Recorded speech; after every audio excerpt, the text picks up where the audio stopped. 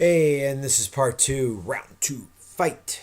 Okay, so this is also for the gaming. I'm just gonna start the usual beginning format. The gaming that happened uh, on the 29th of December. November 2016. I think I said 6th December last time, and it was really the 29th. Anyways, so as we last left our heroes on in the dimension of Cleftland. That's Cleftland with a D. And as you know, that's a realm now that is being populated with teams and their second generations, their descendants, taking over this format of the city that I've created 30 some years ago, a realm, if you will. And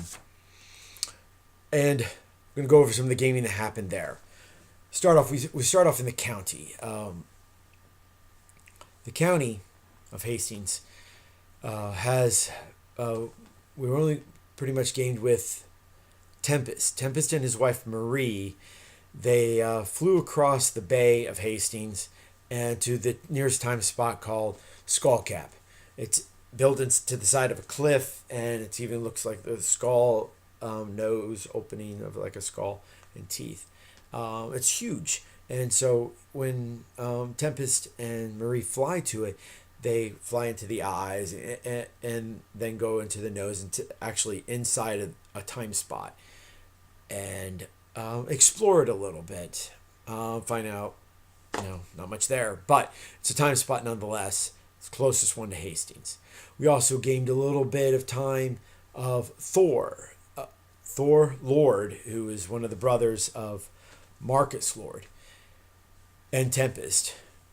He rules a land called New Asgard, and it's not actually Asgard. It's a new place, not founded by the Asgardians or anything, but they just call it New Asgard. That's the name of it, and it's a mountain valley that's up high in the mountains. And there's a long waterfall that comes to it. And they actually call it the Bifrost. Up in his castle, he wakes up with his wife Holly, and he's actually in his Joel Hastings form with Holly. He wakes up and becomes Thor. Just like the comics, Joel is Thor of that world.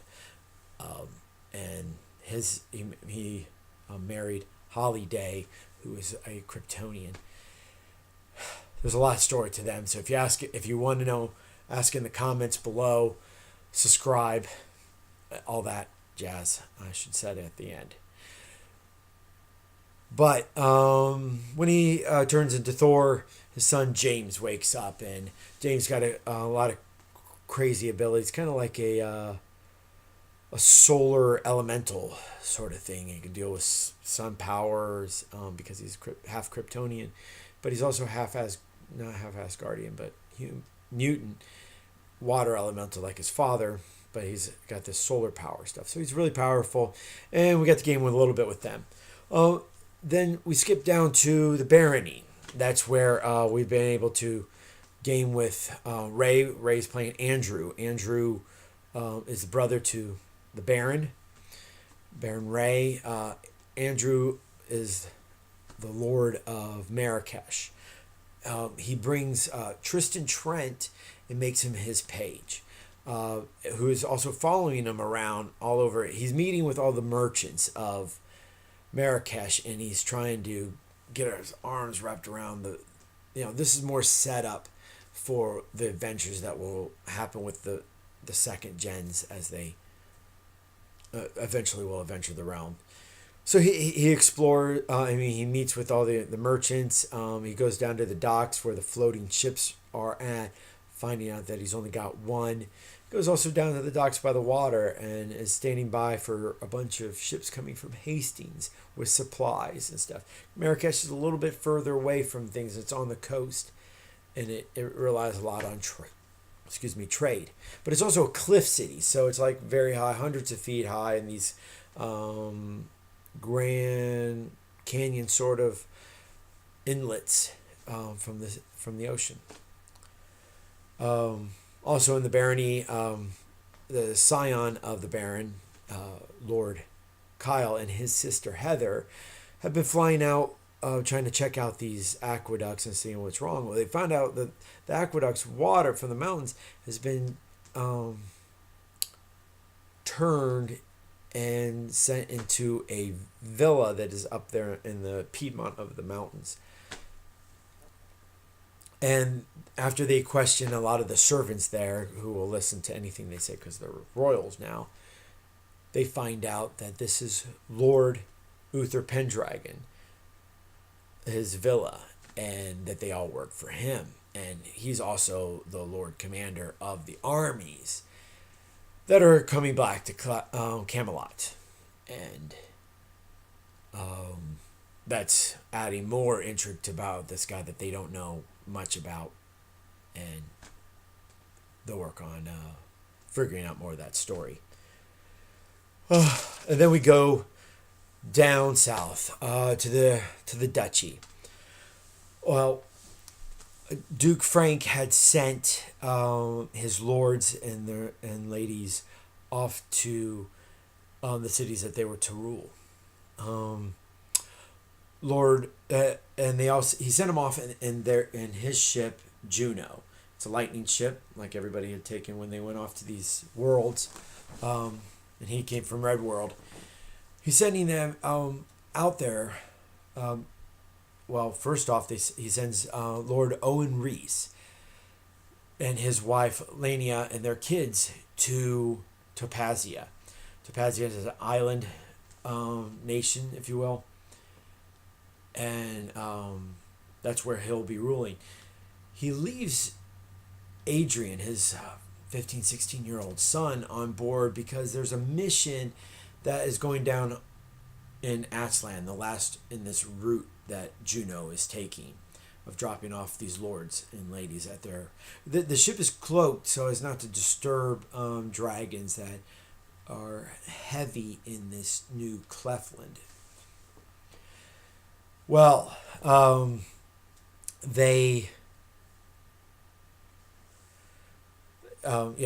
after Adrian stays aboard, Adrian Reese stays aboard, they go to Babylton. Babylton is a tower city, kind of like the city of Babel in biblical times. Huge, tall, massive thing, and it looks like a mountain, but it's all a city, and they all live. It's right on the bottom of southern part of the, I call the Great Plains of this world that it created, and that's where Hercules and his wife, Paige Guthrie, and their children will be. But Hercules sends his oldest son, Jupiter, to stay with the lightning ship and head down to Aztlan, part of this mission that Duke wanted these guys to engage. Well, the ship heads even further south, down to Aztlan. It's Atlzan.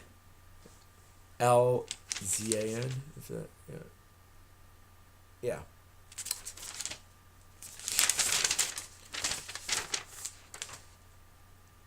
Aztlan.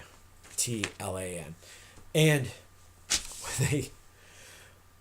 that's the land that hit John Jones and his wife Melody Guthrie and their kids are to take over. It's part of the duchy, and it had been in the earlier days when the Duke had ruled, the old Duke. Now that Duke Frank is in charge, he's assigned this area to John and his wife Melody and their kids. Well, early on, Duke Frank had found out through the clairvoyance that that there was an Altamite that was running one of the temples in Aztlan. There's a lot of Christian influence in Aztlan, but there is another sect being run by an Altamite. An Altamite is a race, an alien race that I created that they have very high fighting agility, strength, and endurance, as well as psyche. And this is one of them, just unearthly levels. this guy has been sacrificing people to his pleasures or whatever. They're not really sure why, but they know the clairvoyance has told Frank that this Ultimate has the Ultimate's name is Kagan, and Kagan has been sacrificing adults, children, for human sacrifice at this temple for decades. And when they arrive, they can even see all of the skulls along the. It's a step pyramid. The city of Aztlan is very similar to maybe old Mexico City, Teotihuacan or whatever you call it. And they got pyramids, and it's a city within a lake, so it's still that like when the Spanish conquistadors first came to that city with causeways out. Anyways. But there's a fair amount of mixed people from Mifflin and other cities, as well as like other fantasy-like characters without the city. But Duke Frank's like, I need you guys to take this guy out. I don't want him here anymore. And so this is like a really first big mission of battle that any of the lords had sent any of the greater houses had sent any of the lower houses to do. So, and John Jones, since this is going to be his place, he is in charge of this attack on. So they land the cloak ship in the square in front of the temple, that pyramid, the step pyramid that Kagan had built, and not built, but he's been running his little temple and worship crap out of, and sacrifices and all that.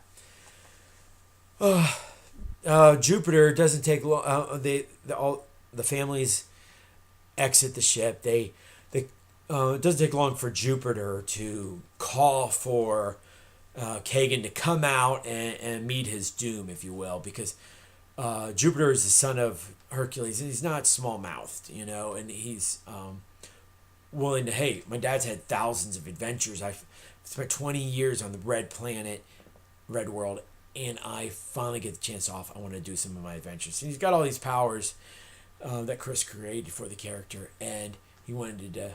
Joel's playing him, by the way, because Joel sometimes plays Hercules as an NPC, so he's playing Jupiter as an NPC. Adrian Reese is being played by Alex, and as an NPC. Joel and Chris is playing John Jones as an NPC because he played him before in the old days, 20 years prior. And Frank is playing Seth. One of Frank's sons, Seth, I shouldn't leave him out because he's the Duke's son, Seth Corso, he is there. And kind of overseeing this for the Duke, but because he's going to take Juno back when this is all over. Well, the battle doesn't go well because this Ultimate he's like Superman with a lot of similar powers, speed, flight, strength, agility, fighting, but what he doesn't have is body armor. And so these guys quickly go into that. John tries to physically take him on, as well as Jupiter, and not being very successful because Kagan actually has way greater fighting than they do, and is able to avoid a lot of their attacks, and it's mostly taking place in the air. John keeps up a mental link with everybody, and they're trying to get, giving orders. Hey, I need you to do this. I need you to do that. Seth, with his powers to be able to turn people's senses off and on, goes through, but only for very short periods of time. He goes through turning off Kagan's senses, but Kagan's fighting through that. It's not really bothering him that much but it bothers him, but it's not as much as it would make a difference against these guys. He's really physically able to outdo them. But Megan, who is John's daughter, he has two kids, Megan and Matt, and Megan flies. She's got flight where Matt isn't able to. She flies around the pyramid, and there's a door to another dimension on the backside of the pyramid, which she accidentally flies into and is sent to another dimension. John knows this right away. He's like, my daughter's missing because of a telepathic, thing going on, and telepathic link. And so Megan's gone. And that upsets John a little bit. And this is the land he's supposed to rule. So it really comes to a bigger and heavier fight between Jupiter. By the way, Adrian is also getting up there. See, Adrian's got this power because his dad is Owen Reese, the Molecule Man. Adrian's power is to be able to almost like shrink to the size of a molecule and move very fast to someplace. It's kind of like a teleportation, but when he gets there, he's just been a molecule size, and he actually travels that whole distance, but it happens like very instantly. And anything that's in that direct line, he basically puts a molecule size hole through. Well, he teleports through Kagan, which causes a lot of damage to Kagan because it cuts right through him, and Kagan can't dodge this because he doesn't even know what's going to happen. I mean, the guy's the size of a molecule. So he gets ripped through his chest, and they feel like they have to fight this guy really hard and very violent because he's been sacrificing people for decades, and there were skulls everywhere. I mean, it little enraged them, and with Megan disappearing, they're a little fearful. So Adrian and John and then Jupiter continue the fight. I would love to describe everything that happened and that we gamed Tuesday night, but in the end, it's a lot of the John is able to rip out open some of Kagan's chest and causes him to bleed a lot more.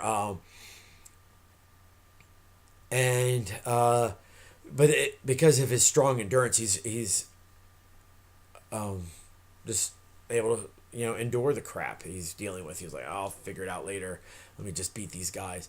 But Seth has never done this before, but he tries to do something with his power. Instead of just turning off each of the senses, he decides to try to overwhelm each of the senses, like blind them and then make him to be able to hear everything extremely loud and then feel the pain. Now, Ultimites aren't used to feeling pain because they're so strong, especially this guy, 60-some years of killing all these people, and he hasn't been dealing with a lot of pain. So that pain, every time it happens to him, it causes him to feel a little bit of shock, and he tenses up.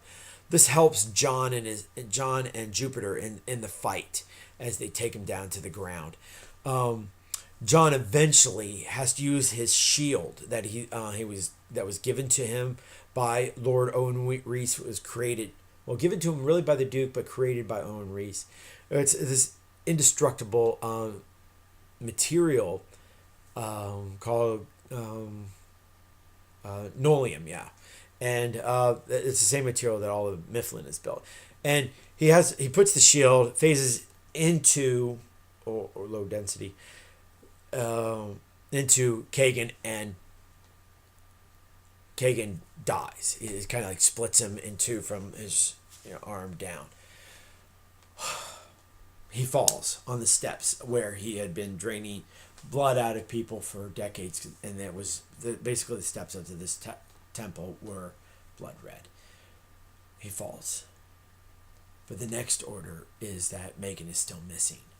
Adrian, because of his still teleport thing, he flies around to the back of this thing, seeing that there's this sort of portal thing, puts his hand into it, and is sucked into this other world. It's crazy. John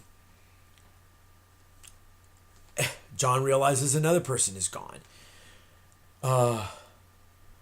Seth thinks he knows some of the other people that he was on Red World with, and decides to go back on board Juno on the lightning ship, the cloaked lightning ship, goes on board and calls the Marquis. The Marquis Alex is up in the March, half a realm away. Marquis up and gets this phone. It's being transferred from ship to ship around this. It's rather flat world, but Seth asks him, hey, can you send Chris and Floki, two of his sons, down here? Because Chris has dimensional travel powers. It's going to be kind of useful. And Floki's a brilliant man. For 16 years old. Ask them to come down here. And then Chris, leaves. He's meeting with a bunch of artisans up there in Avatalos. Leaves that group after he's informed by his father. And then using his dimensional travel teleportation powers, teleports clear down to Mifflin. Picks up his brother, Floki. I know it's weird. He has this name from a TV show, but nonetheless, it's how Frank named him. And those two then, because Floki was in the Tower of Science, I don't know if you remember a couple episodes ago, I told you about that. Floki and Chris, this is Chris Prentice, the scion of the Marquis. They fly, teleport, if you will, down to Aztlan and join as part of this search and rescue for Megan. Megan Jones. Megan Jones is in another dimension, and even Chris, trying to use his powers on the dimensional door, gets sucked through the dimension. But when he goes through with his dimensional powers, his aura around him, it locks the door. Floki finds out that there are on Kagan's arms tattoos that are like electronics in them, and he uses these tattoos, controls them because he figures out that he's so brilliant, to manipulate the dimensional door, unlocking it and opening it up so that they're actually seeing through too at this time. The ones left behind, John and Jupiter, they're seeing time going by very fast, and they've seen Megan is even with there's a child next to her, and Adrian is already looking older, and Chris time has just flown past. So when they come, and Jupiter actually got sucked through too. I'm sorry, I missed that. Jupiter did get sucked through, and he's there for a couple of years too. So anyways, when they get the dimensional door open, Megan and the rest of them come through, but Megan has had several children. 5 years have passed by while they were just 5 minutes of time going there. So it was so Megan they find out that Megan and Adrian wind up getting married, and Megan Jones married Adrian Reese, and wow.